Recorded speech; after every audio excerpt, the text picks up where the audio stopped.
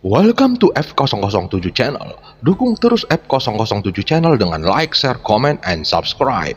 Melanjutkan cerita berikutnya dari Battle Through the Heavens.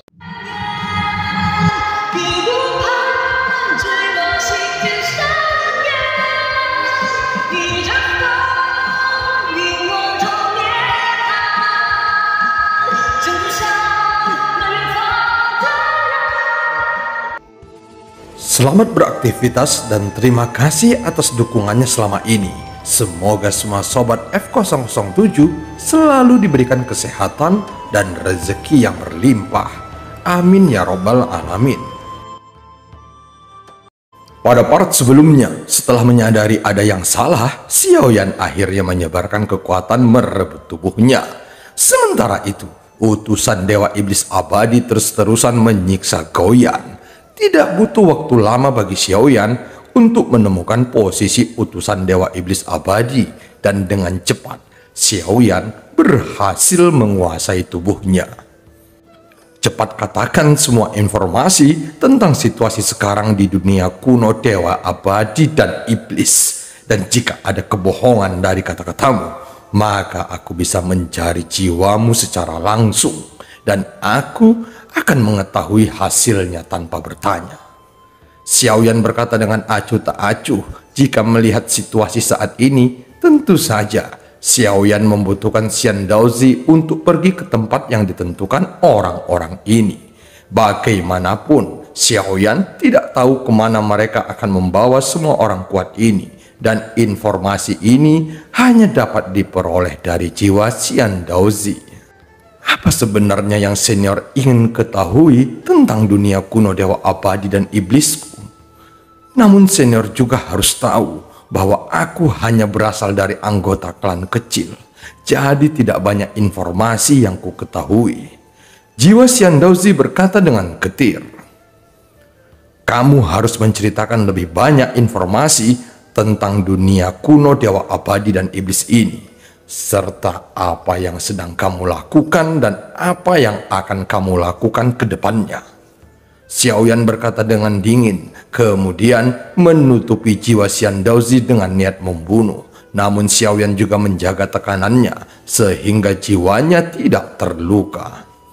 Lagi pula, jika Xiaoyan menggunakan kekuatan pencari jiwa, maka itu juga memiliki banyak kekurangan karena pasti ada banyak bintik-bintik ingatan yang rumit, sehingga akan sulit menemukan ingatan yang dia butuhkan.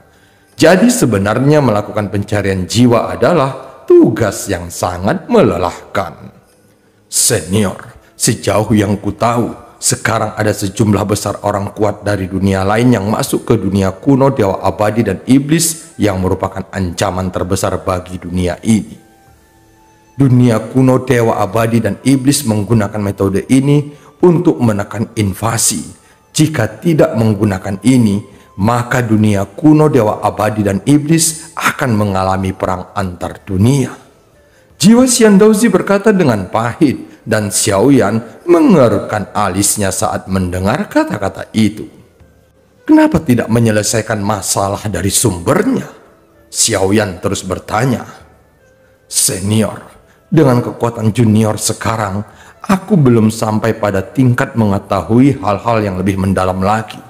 Aku hanya mematuhi pengaturan pemimpin, dan bagi siapa saja yang menyusup ke dalam formasi ilusi, maka aku harus mengirimkan mereka ke alam Dewa Iblis Abadi. Jiwa Xian Daozi terus menjelaskan situasi yang dia ketahui. Mendengar itu, Xiaoyan langsung menatap jiwa Xian Daozi yang berada di depannya dengan serius. Meskipun dia telah mendapatkan avatar lagi, namun avatar yang baru saja dia tangkap memiliki kualifikasi yang sangat buruk. Jadi dia tidak memenuhi persyaratan untuk menjadi avatar Xiaoyan. Namun jika Xiaoyan tidak melakukannya, dikhawatirkan Xiaoyan masih terjebak di dalam ilusi tersebut. Senior, semua yang kukatakan tidak ada kebohongan sama sekali. Jadi bisakah senior membiarkanku pergi? Jiwa Xian Daozi menatap dengan sedih. Dia terus memohon belas kasihan kepada Xiaoyan. Pada saat ini, Tubuh Xiandauzi masih duduk bersila di sampingnya, namun tiba-tiba dia langsung membuka mulutnya. Dia ingin mengembalikan jiwanya ke tubuhnya. Jelas Xiaoyan masih ragu untuk menghancurkan jiwa Xiandauzi, mengingat situasi di dunia kuno dewa abadi dan iblis yang dalam kekacauan. Jadi sekarang lebih baik tetap menjaga jiwanya. Lagi pula jika Xiaoyan tidak tahu tempat yang didatangi, maka dia bisa bertanya kepada jiwa Xiandauzi secara langsung.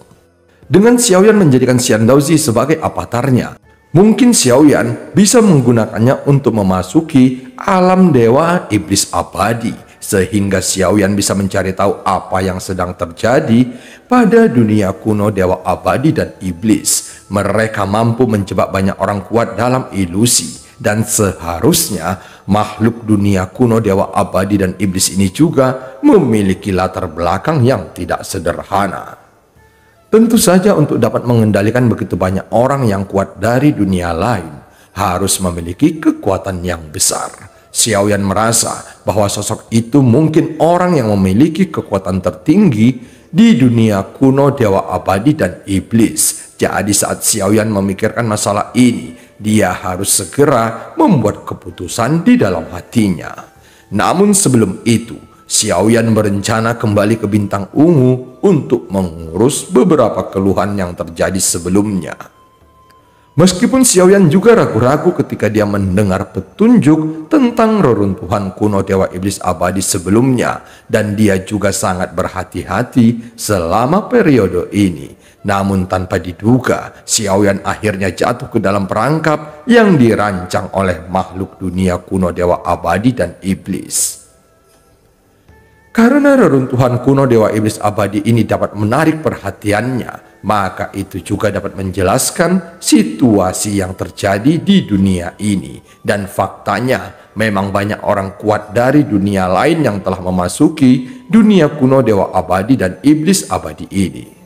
Seperti yang dia duga sebelumnya, setiap orang kuat dari dunia lain yang datang ke dunia ini mencari reruntuhan kuno dewa abadi dan iblis. Setelah Xiaoyan terjebak dalam formasi ilusi sebelumnya, sekarang Xiaoyan meragukan keberadaan reruntuhan kuno dewa iblis abadi itu sendiri.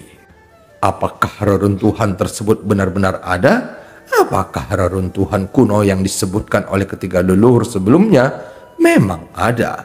Jika tidak, maka semua ini hanyalah sebuah pengaturan yang dibuat oleh dunia kuno dewa abadi dan iblis untuk memancing orang kuat dari dunia lain sebagai umpan, sehingga mereka dapat menjebak orang-orang kuat ini ke dalam ilusi dan bertujuan untuk memberi lebih banyak waktu bagi dunia kuno dewa abadi dan iblis untuk memperbaiki larangan pohon dunia. Memikirkan masalah ini, Xiaoyan merasa bahwa situasi yang terjadi di dunia kuno dewa abadi dan iblis jauh melebihi imajinasinya sendiri. Tetapi untuk mencari tahu kebenaran dari semua ini, hanya ada satu cara, yaitu harus pergi sendiri ke dunia kuno dewa abadi dan iblis. Namun untuk pergi ke sana dibutuhkan informasi yang lebih detail, dan tentu saja situasinya juga akan sangat berbahaya. Jadi Xiaoyan juga harus mencari jalan keluar lainnya. Bukan hanya avatar Xiandauzi yang harus melakukan penyelidikan ini, tetapi avatar dewa iblis abadi juga memiliki peran yang lebih penting. Oleh karena itu, Xiaoyan juga harus bisa memulihkan avatar dewa iblis abadi secepat mungkin. Bagaimanapun, avatar ini juga berasal dari keluarga Qiu yang merupakan salah satu dari 12 leluhur dari dunia kuno dewa abadi dan iblis. Tetapi sayangnya, kekuatan avatar dewa iblis abadi ini tidak mungkin dapat dipulihkan dalam waktu singkat. Lagi pula saat Xiaoyan mengambil tubuhnya sebelumnya, dia telah ditekan oleh Guntur Void sehingga dia sudah menderita kerugian besar saat itu. Jadi tidak ada cara untuk memulihkan kekuatannya. Namun jika di dunia kuno dewa abadi dan iblis ada sisa klannya, maka seharusnya dia adalah salah satu pemimpin dari 3 klan besar di dunia kuno dewa abadi dan iblis ini. Tentu saja avatar Dewa Iblis Abadi bisa berguna untuk menjelajahi dunia kuno Dewa Abadi dan Iblis dengan tenang. Namun sebelum itu, Xiaoyan masih harus pergi ke bintang ungu terlebih dahulu. Lagi pula, bintang tersebut tidak jauh dari tempat Xiaoyan berada, jadi dia bisa melakukan perjalanan dengan sangat cepat. Apalagi jika Xiaoyan menggunakan kekuatan guntur ekstrim, maka dengan kecepatan seperti itu, dia bisa tiba ke bintang ungu lebih cepat daripada menggunakan kompas terbang. Sementara itu di bintang ungu, ketiga leluhur sedang berdiri berdiskusi. Aku mengucapkan banyak terima kasih kepada saudara Jin kali ini. Berkat bantuanmu, akhirnya kita mendapatkan hadiah dari Xian Daozi. Menurut rumor yang beredar, jika seseorang menelan pil obat mujarab ini, maka bisa mendapatkan pengakuan dari Dewa Iblis Abadi. Pan Fengxiang berkata sambil memegang pil mujarab dengan hati-hati dan melihat pil mujarab di tangannya, serta ada ekspresi yang sangat cerah di wajahnya. Sebelumnya aku tidak pernah menyangka bahwa aku akan melakukan hal seperti ini. Untungnya saat orang ini memasuki bintang ungu, saudara Jin telah mendapatkan informasi tentang orang ini, dan kita bisa memprediksinya sehingga orang ini bisa ditangkap oleh utusan Dewa Iblis Abadi. Aku khawatir pada akhirnya orang ini akan menjadi antek dunia kuno Dewa Abadi dan Iblis di masa depan. Begitu perang antar dunia pecah, orang ini akan menjadi boneka dari dunia kuno Dewa Abadi dan Iblis, kemudian menjadikannya sebagai umpan meriam gelombang perang pertama. Wan Tua sedikit mengangkat sudut mulutnya. Mereka berpikir bahwa dengan menyingkirkannya, maka mereka bisa menjadi salah satu pahlawan yang membantu dunianya sendiri. Mendengar apa yang dikatakan kedua leluhur itu, ekspresi Jin Dongming terlihat tidak senang. Pada saat ini mereka bertiga telah mendekati bintang ungu. Mereka sepertinya ingin segera kembali ke tempat tinggal mereka masing-masing. Mengapa kita tidak mencari tempat untuk minum-minum bersama? Lagi pula, jalan panjang kultivasi sangatlah membosankan. Pan Fengxiang berkata dengan penuh semangat, namun sebenarnya yang membuatnya bahagia sekarang bukanlah karena imbalan dari Xian Daozi, tetapi dia merasa bangga dari dalam lubuk hatinya karena dia dapat membantu dunianya sendiri. Saudaraku, Jin tidak suka minum anggur, jadi kita hanya bisa minum teh saja, tetapi itu pun jika kamu mau. Lagi pula, situasi dunia kuno Dewa Abadi dan Iblis menjadi semakin rumit, jadi kita harus lebih berhati-hati. Wan Tua berkata sambil tersenyum, bagaimanapun dia selalu bertindak dengan hati-hati. Aku juga akan senang dengan minum teh bersama, jadi jangan khawatirkan tentang perasaan semua orang. Pan Fengxiang berkata perlahan. Kemudian kedua leluhur itu segera menatap Jin Dongming. Bagaimanapun, Jin Dongming adalah yang paling kuat di antara mereka. Jadi mereka harus menghormatinya. Meskipun ketiga orang ini disebut saudara, namun nyatanya Jin Dongming masih menjadi pemimpinnya. Sebelumnya aku menyanjung orang ini yang benar-benar mencicikkan. Jika aku memiliki kesempatan lain, maka aku akan melompat dan menamparnya 2 kali dan biarkan orang ini berpura-pura di depanku. Pan Fengxiang berkata dengan mencibir.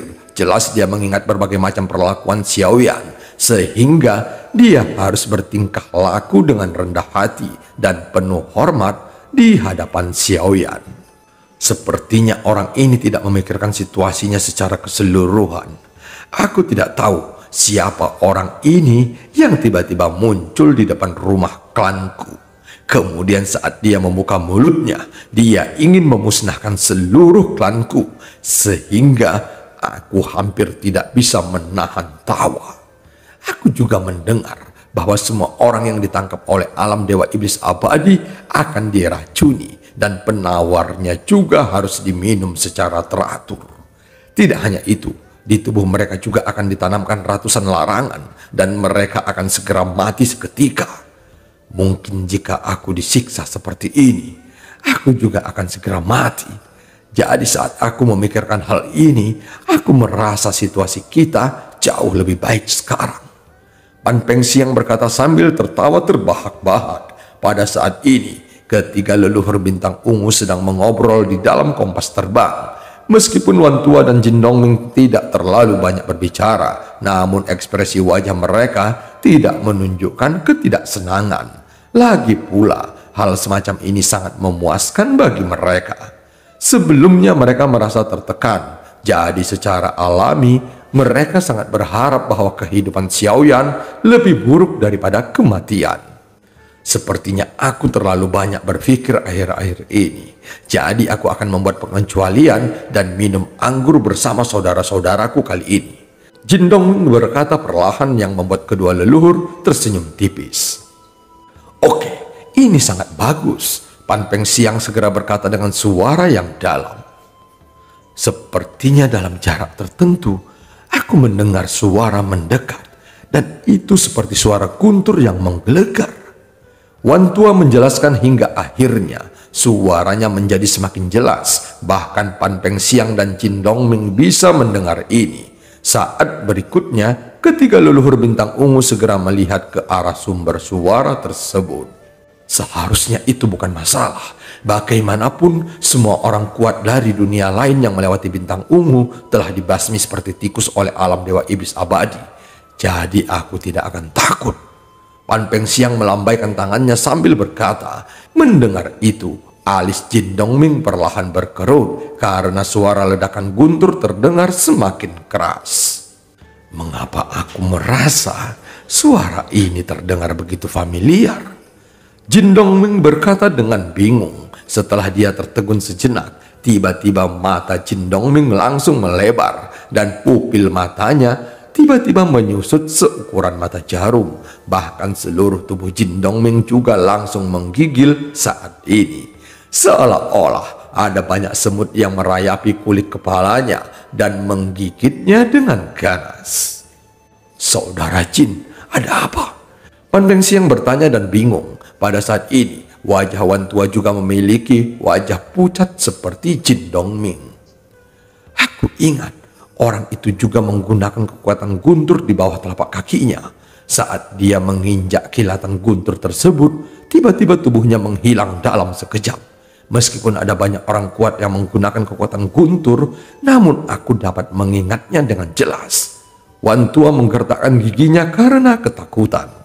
Meskipun dia menggunakan guntur untuk melarikan diri dengan cepat, tetapi mustahil bagi mereka yang telah ditangkap oleh alam dewa iblis abadi bisa bangun dari formasi ilusi. Bahkan jika dia bisa bangun sekalipun, tidak ada cara untuk melarikan diri dari bola cahaya ajaib itu. Pan Pengsiang berkata sambil tersenyum mencibir. Pada saat yang sama, suara ledakan guntur terus menggelegar, seolah-olah sedang ada pertempuran besar di kehampaan. Namun ledakan guntur di kejauhan terdengar semakin nyaring.